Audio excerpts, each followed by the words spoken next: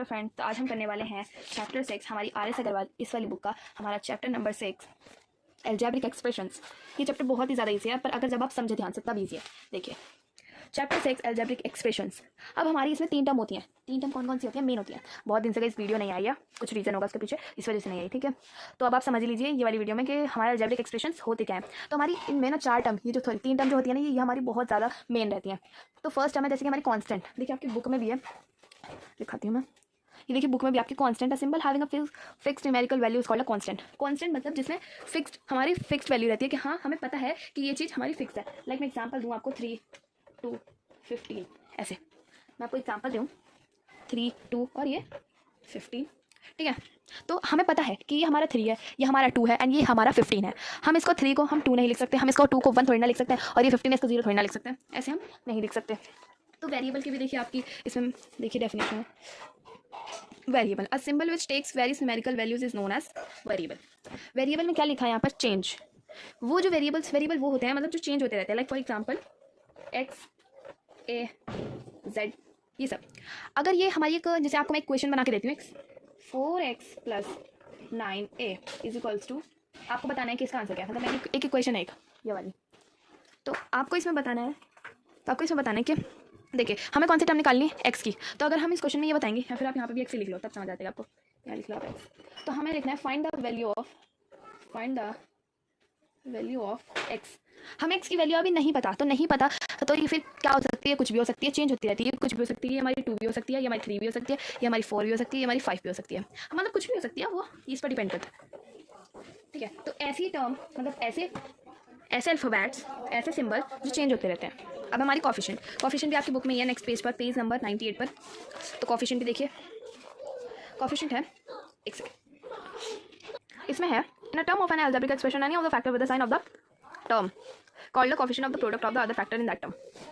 इसमें आपने देखा मैंने क्या बोला अभी? देखिए मैंने इसमें कॉफिशिएंट के आगे क्या लिखा? मैंने बहुत सिंपल से वर्ड लिखे हैं जैसे आपसे समझ आ जाए कि है क्या चीज़। मैंने लिखा है बिसाइड। तो बिसाइड का मतलब क्या होता है आप खुद बताइए।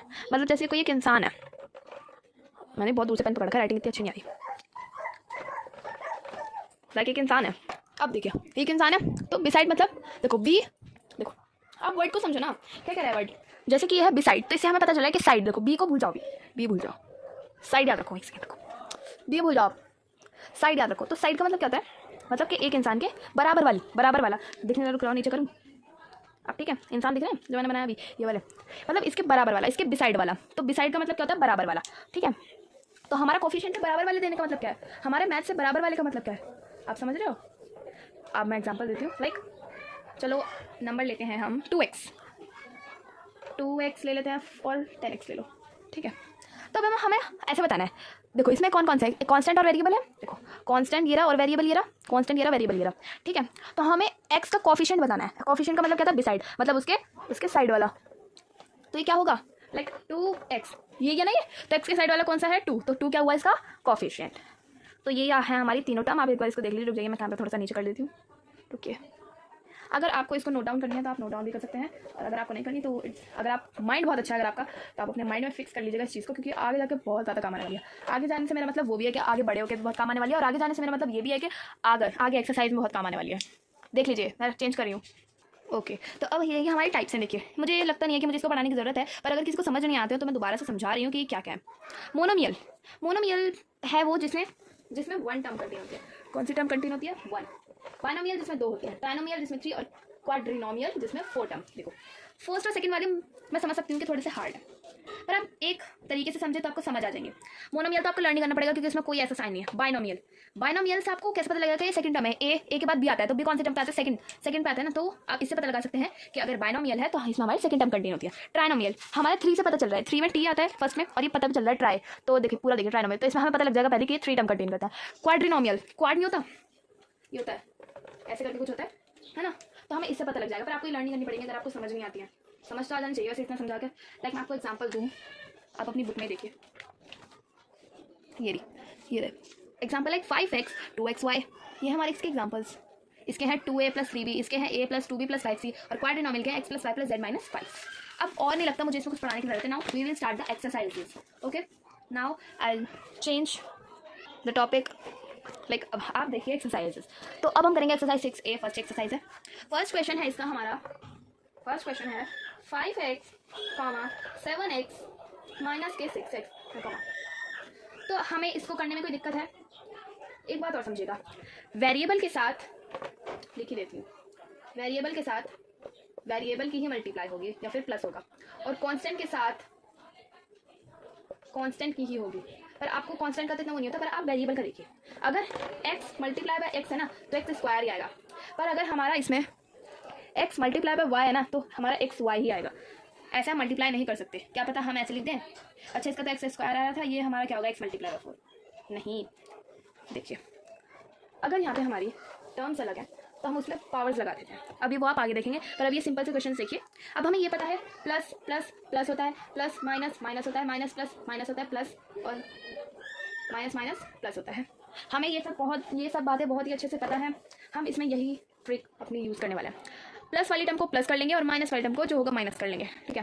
तो अब हम देखेंगे ये दोनों प्लस में, प्लस के साइन लगाते नहीं है ना, तो ये हमें पता चला ये दोनों प्लस में है, तो हमें क्या पता है ये प्लस होंगे। तो 7 + 5 = 12x। इसमें हमारी x की पावर 2 नहीं आएगी, देखिए, क्योंकि मैंने अभी बताया ना कि आप सोचेंगे अभी तो मैम ने बताया कि x मल्टीप्लाई बाय x की पावर तो 2 होती है, पर मल्टीप्लाई का साइन है। अगर यहाँ पर प्लस का साइन होता तो हमारा क्या था x, और अगर यहाँ पर कोई सी टर्म होती 4 तो हमारा क्या था, वो टर्म, वो कॉन्स्टेंट टर्म वो एज इट इज लिखी जाती, या फिर अगर यहाँ पे होता हमारा 5x, ठीक है, तो हमारी क्या होती है, ये हमारी होती है 9x, ठीक है। ऐसे मैंने बहुत सारा समझा दिया, सिर्फ एक्सरसाइज पे ध्यान देंगे। यू गेट 12x, यहाँ पे माइनस है तो हम इसको माइनस 6x लिख लेंगे एज इट इज। अब हमें पता है कि प्लस माइनस क्या होता है, माइनस होता है, तो हम 12x माइनस 6 करेंगे तो हमारा क्या आंसर आएगा 6x। स्क्वायर नहीं आएगा, पहली बार अब भी बता रही हूँ कि प्लस में नहीं आते पावर्स। अगर हमारी दो ऐसी वेरिएबल हैं तो हमारे ये पावर्स में नहीं आएंगे, एक्स स्क्वायर नहीं आएंगे, सिर्फ एक्स आएंगे। हम इन्हें ऐड कर रहे हैं, मल्टीप्लाई नहीं कर रहे हैं। अब हम देखेंगे कौन सा साइन बड़ा है, प्लस माइनस का, कौन सा बड़ा है, प्लस का बड़ा है तो हमारी प्लस का आएंगे। प्लस का साइन हमारा लिखना जरूरी नहीं होता। It is your answer, check it your answer. Second question में है 3/5x, 2/3x, -4/5x, कॉमन नहीं है। तो अब देखिए अब इसमें क्या आ गया, अब इसमें फ्रैक्शन आ गया हमारा। एक तो कौन से चैप्टर इंपॉर्टेंट होते हैं, फ्रैक्शन वाले, डेसिमल, और जो जिसमें आपके एडिशन एंड सब्ट्रैक्शन आते हैं। ये हमारे सारे चैप्टर, मतलब 4 या 3 ही होंगे चैप्टर्स, ये हमारे पूरे लाइफ टाइम चलते हैं ये चैप्टर्स। देखिए आपने कब पढ़े होंगे फ्रैक्शन, आपने 4th, 3rd, 2nd में पढ़े होंगे, तो देखिए 7th में काम आया। तो इसलिए इन चैप्टर को बहुत अच्छे से पढ़ना चाहिए हमें, ठीक है। तो अब हमें क्या पता चल रहा है कि हमें इन दोनों को क्या करना है, ऐड, ठीक है, क्योंकि प्लस प्लस है। देखिए प्लस प्लस तो प्लस होगा तो 3/5। तो अब हमें इसमें क्या करना है, x + 2/3x, एंड हमारा ये माइनस है, पर चलो अभी आप ऐसे कर लो, वरना आपको क्या पता समझ ना आए बाद में। हम लाइन ड्रॉ कर लेते हैं बीच में। अभी हम इसको सॉल्व करते हैं। हमें पता है जब हम इसको प्लस करते हैं तो हमारी नीचे की टर्म का क्या हो जाता है, LCM, है ना, लीस्ट कॉमन मल्टीपल, इसकी फुल फॉर्म है ये, ठीक है। तो अगर हम 5 और 3 का एलसीएम लेंगे तो हमारा क्या आंसर आएगा, 15। क्या आएगा, 15। तो अब हम इसको कर देंगे, आपको तो आते ही करना, एक सेकंड नीचे का तो दिखेंगे आपको, ये रहा, ठीक है। 5 3 15, ठीक है। तो फिर 5 के टेबल में 15 का बात है 3 तो 5 3 ऊपर की मल्टीप्लाई करेंगे तो आप सॉल्व भी कर सकते हैं, तो मैं ऐसे कर रही हूँ, ठीक है। अब हम इसको भी सॉल्व कर देंगे। 10 + 9 कितना होता है, 19/15, या दिख रहा है, लो कुछ जो हम इसको रब करके बता लेते हैं। ये होता है हमारा 19/15। कौन से के x के, ये तो लिखना ही भूल गए ना तुम। तो अब ये हमारा प्लस में आंसर आया, किसमें आया, ये हमारा प्लस में आया आंसर। तो 19/15 ये जो हमारा आंसर आया x में। अब हमारा ये वाला सॉल्व हो गया। अब हम इसको सॉल्व करेंगे इसके साथ। तो ये किसमें, माइनस में, तो माइनस में लिख लेंगे इसको हम। किसमें, ये माइनस में, तो माइनस में लिख लिया, माइनस के 5x, ठीक है। अब हमें इसमें क्या करना है, ये प्लस का है, ये माइनस का है, प्लस माइनस क्या होगा, माइनस। तो 19/15 -4/5। अब यहाँ x की टर्म को भूल जाते हैं थोड़ी देर के लिए। और अब हम किसका एलसीएम लेंगे, 5 का। तो क्या आएगा, देखिए 5 15, और ये हो गया 5 5 15 ही आएगा, ठीक है। 15 की टेबल में आता है 19 - 5 3 15 4 3 12, ये आ रहा है। देन अब हम इसको क्या कर देंगे, माइनस कर देंगे, तो हमारा आंसर आएगा 7/15। पर किसके, यहाँ क्या था, x, तो x, ठीक है। Please check your answer. Third question ये है हमारा। तो हमें अब इसमें क्या करना है, देखिए हमें प्लस वाली टर्म को ऐड करना है, माइनस वाली टर्म को माइनस कर देना है। तो हमारा क्या आएगा, देखिए अगर हम इन दोनों टर्म को हम प्लस करेंगे तो बताइए क्या आएगा, 12। क्या आएगा, 12a² और b। देखिए इसमें हमारी जो पावर्स हैं वो भी ऐड नहीं होंगी। अगर यहाँ पर होता हमारा 5a² b multiply by 7a², 7 5 35, और तब हमारी a की पावर क्या होती, ऐड। a की पावर यहाँ 2 है, यहाँ 2 है, कितने जाती 4, और b की पावर यहाँ के कितने जाते b²। पर हमारा प्लस या फिर माइनस नहीं, ऐसा कुछ नहीं होता। अब हमारी माइनस की टर्म ले लेंगे हम, -8a² b। अब इन दोनों को माइनस कर देंगे तो हमारा आंसर कितना आएगा, 4। कितना आएगा, 4a² b आंसर। प्लस के आएंगे, प्लस के पर मैं लिखे नहीं है। नाउ फोर्थ क्वेश्चन, इसमें भी बिल्कुल सेम टू सेम हम ऐसे ही करना है, प्लस की टर्म को प्लस में ऐड कर लेना और माइनस माइनस की माइनस में। अब हम इन दोनों करेंगे, सबसे पहले तो हम ड्रॉ अ लाइन, ठीक है, 3/4x² और यहाँ क्या है प्लस 5x², जिसके नीचे कुछ नहीं होता उसके नीचे हमेशा 7 उसके 1 होता है, जिसके पास कोई नहीं होता तो पर उसके घर के नीचे हमेशा एक इंसान रहता है, जो कौन सा होता है 1, ठीक है, ऐसे समझ लो, आपको आ जाएगा समझ। ये मैं सॉल्व कर रही हूँ, 1 4 20x, ये जाएगा हमारा 23/4x²। नाउ हम अब माइनस वाली का टर्म करेंगे, देखिए क्या है -x² और माइनस के 1/4x², जिसके नीचे कुछ नहीं होता उसके नीचे हमेशा 1 होता है। तब हम इन्हें क्या करेंगे, माइनस माइनस प्लस करेंगे, तो 1 4 4 3 12x प्लस।